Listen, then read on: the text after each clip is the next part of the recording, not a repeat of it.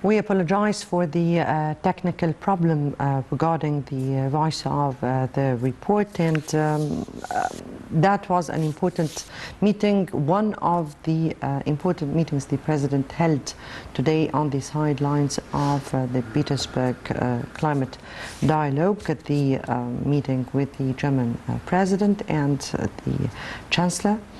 As well as a number of other meetings the President held with a number of German companies.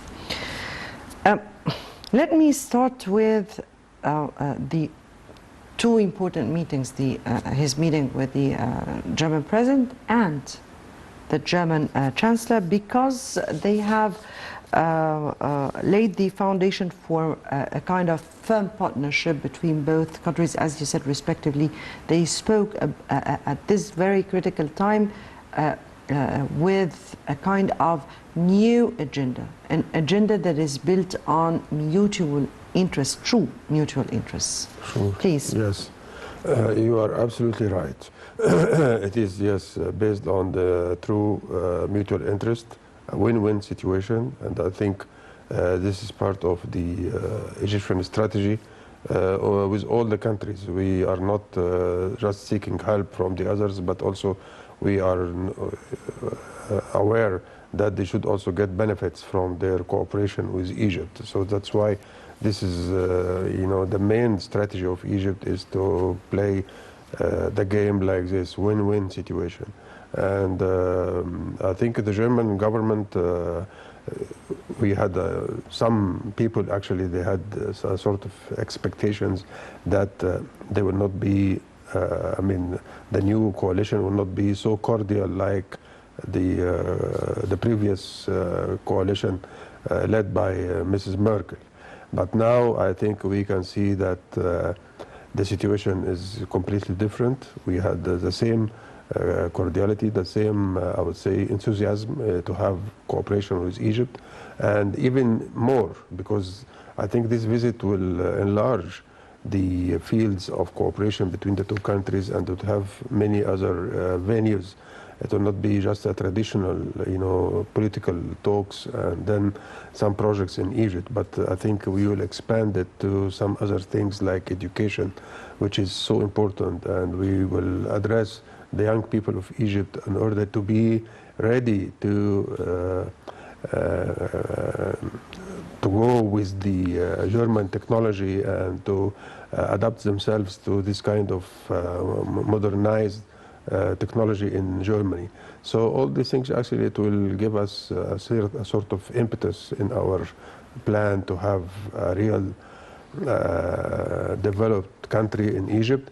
And so I think the partnership between the two countries will be pivotal and important, and one of the pillars of our advanced as a country, and also to have a welfare for the Egyptian people. In 2021, our export of natural gas, or the LNG, to Europe was around 2 million tons. That was up from 270,000 the previous year. So we're speaking about, we started already even before the Ukraine-Russian crisis with trying to accommodate the needs of the European Union at large. We've seen just last month this important memorandum of understanding that were signed with the European Union, with Sullivan. Yes, the President Sisi actually mentioned that today. He talks about the agreement with the EU. Indeed, indeed, that was part of the talks with Scholz, or Chancellor Scholz today. The partnership between Egypt and Germany were even far beyond just energy. Because Germany, we have seen lots and lots of cooperation and projects in several areas. The energy is one of them, but also we've seen Siemens, we've seen the German or the cooperation in the education field, for instance, and other industrial issues. From your point of view, how far do you, was or what really made that quantum leap, particularly in the past few years? Well, first of all, I think I could claim that the Egyptian civilization and culture, it is it's very deep in the mind of the German people. And you know, the young students in the elementary schools, they have, while they are 6 years old or 7 years old, they start to learn about Egypt and about the ancient civilization of Egypt. So that's why Egypt is part of their mind and their hearts. And we used to receive 1 million tourists every year from Germany. But now, of course, it is a little bit less due to this economic crisis and many other things. But anyway, Germany, I would say, always look to Egypt as a great civilization, nice people. We have also a lot of Egyptians living in Germany, and they are part of the mechanism there, and they are part of the society there. They can integrate with the society there in a very easy way. They can speak the language. So all these things, actually, it means that Egypt and Germany are so near. And when I was there, as I just mentioned, that I was the ambassador to Germany for many years, I felt that we are there, and we had a sort of privilege that we are Egyptians. We are acquiring this kind of civilization and culture, and they are looking to the Egyptian resorts as a great, destination for them. In Hurghada, especially Hurghada, they like it very much, and of course Luxor and Aswan and many other places in Egypt. So Egypt for them is a good destination. They had a sort of a lot of knowledge about everything here in this country, and we are also, as Egyptians, we like the German attitude, we like the German perfection. All these things, actually, it means that we have a sort of people-to-people coordination of people-to-people feelings, and which is so important even in the international diplomacy or politics. That people, they are so near to each other, so it means that you can facilitate a lot of things, and to have a sort of safety net to even the relationship between the two countries if anything happened wrong, if the people, they are so close to each other. So I always, defended the idea that Egypt and Germany could play an important role, and they could play together, and they could even help each other in different fields. And I think what we are seeing today, yes, it is the result of this kind of feelings from my side.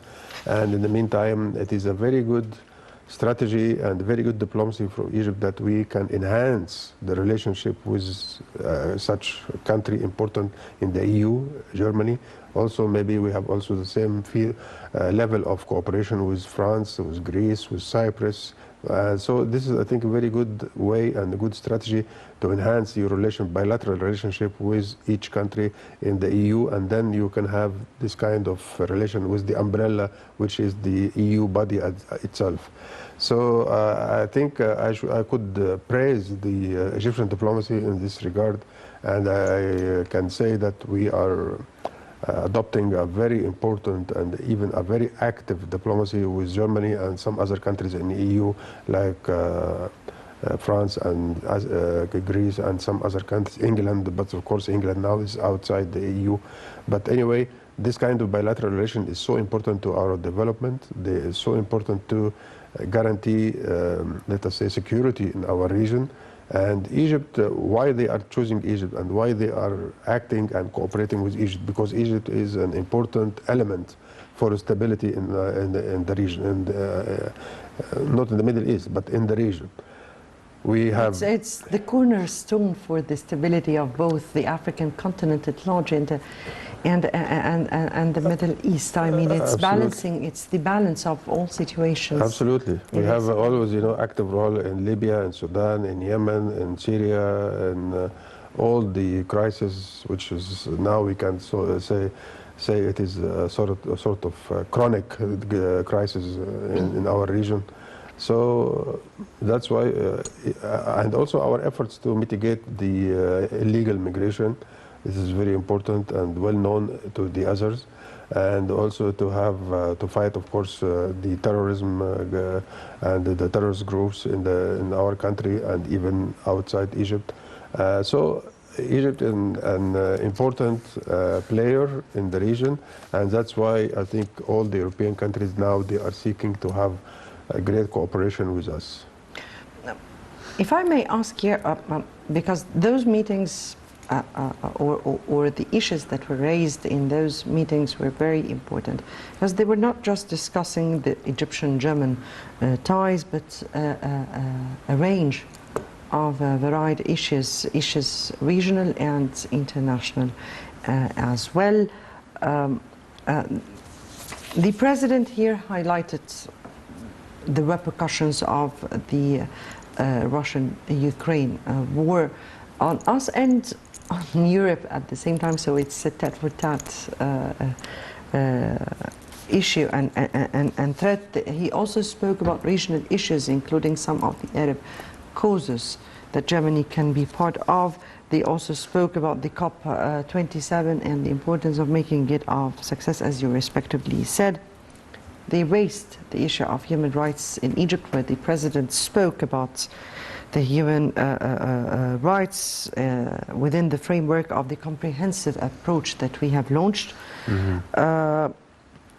Here I should ask, how important is Germany for Egypt at this upcoming stage, and how important, because Germany is the leading European country, how important for it to foster our relations at this upcoming stage, and at the same time, how important is it to cement our economic cooperation at the same time? I think we can say that due to the situation in Europe now, there is a real threat to the security in Europe now. After this, I would say, crisis in Ukraine. So some industries will seek maybe a safer place in order to work.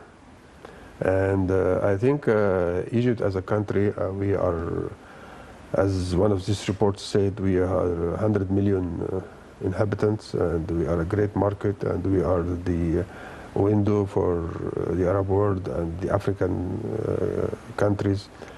So Egypt will always, be eligible to host maybe some industry from some other countries, which is now under the threat of the expansion of the war in Ukraine. So this might be the strategy of some European countries in order to see if they can move some of their works in some other countries. And Egypt, of course, as I said, will be eligible for that. We have a very good environment for investment. We have human... We have energy. We have energy, cheap energy even, and we have human resources also. Indeed. So I think we can offer them a comprehensive, package in order to be more inducive to host, this companies in Egypt. So it will be a win-win situation, as I always saying. And in the meantime, Egypt as a stable, I would say, country, I think this give a sort of good image to us as to host all these things. And I think this might come to in the near future to be part of the cooperation between Egypt and Germany. But maybe not now, but if the things will be deteriorated in Europe, I think Germany maybe will start to think to move some yes, things. I think it's. I think we'll be seeing lots and lots of cooperation. One of them would be the Egypt and Germany efforts to enhance green cooperation, since both countries are working on that. Before we move on, let me take just this report and we'll come back for more. Egypt and Germany are joining cooperation in the field of green energy and sustainability amid efforts towards green transition that helps to meet threats of climate change. According to participants at the German-Egyptian Sustainable Energy Forum organized by the German Arab Chamber of Industry and Commerce, Egypt has been moving forward with ambitious goals for a green transition by issuing its first green bonds worth $750 million and increasing the contribution of renewable energy sources while working closely with international partners like Germany in preparations for COP27. The government has emphasized its keenness to reach a renewable energy target of 35% of total electricity production by 2025 and 42% by 2035. Germany has long been a main partner in the energy field, helping to build power stations in Egypt, as well as solar and wind farms. The Egyptian-German cooperation in the sustainable energy field was highly fruitful and mutually beneficial, and that the German private sector offers technological and strategic solutions to support Egypt's industrial and individual needs in this field. Meanwhile, the German energy industry is an active player in Egypt, part of more than 250 German companies operating in Egypt due to its regional proximity to Europe and its experience and diversified industry. The GACIC facilitates investment in the energy sector and sustainability, as well as the automotive supply industry, chemicals, pharmaceuticals, the environment, logistics, information technology, and small and medium-sized enterprises. According to Egypt's Ministry of Planning, about 30% of investment projects for the fiscal year 2021-22 are planned as green projects, up from 15% in the 2020-21 fiscal year. Egypt's portfolio of green projects eligible for financing amounted to about $2 billion by the end of 2020, of which 16% are in the field of renewable energy, 19% in clean transportation, 26% in water and sanitation, and 39% in pollution reduction. Egypt's 2035 energy strategy aims to generate 61 gigawatts of renewable energy, 31 of which are from solar energy.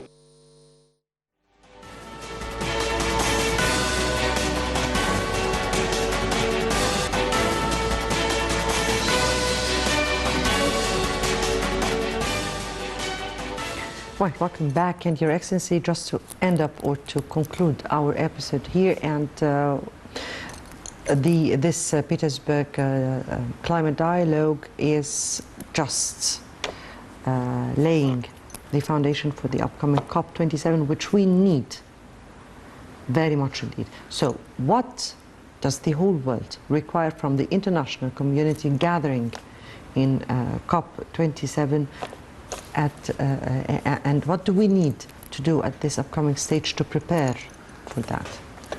You know, when we are going to address the climate change, we have three main points: mitigation, adaptation, and financing. So they are so essential and they are so important, the three things. You cannot talk about one and to achieve progress in one element and ignore the second or the third. So this kind of comprehensive approach to the situation, it should be the main target of all the countries to come to when they are coming to Sharm el-Sheikh. So mitigation, we are not responsible about it as a third world country or developed country. Adaptation, it needs a lot of help from the others, and financing, it means that the pledges from the international industrial community in the world in order to meet all this kind of requirements for the developed countries. And I think there is a sort of desire to implement these three elements in the next meeting in Sharm el-Sheikh. Yes, with God's will, we need that, and I guess that takes us to the end of this episode. My time is out. Your Excellency, former Foreign Minister Mohamed Orabi, thank you so much for being with us tonight. Thank you very much. Thank you. And dear viewers, tomorrow will be another important debate, and we're continuing on with our coverage to the President's visit to Germany. So until tomorrow, it's good night.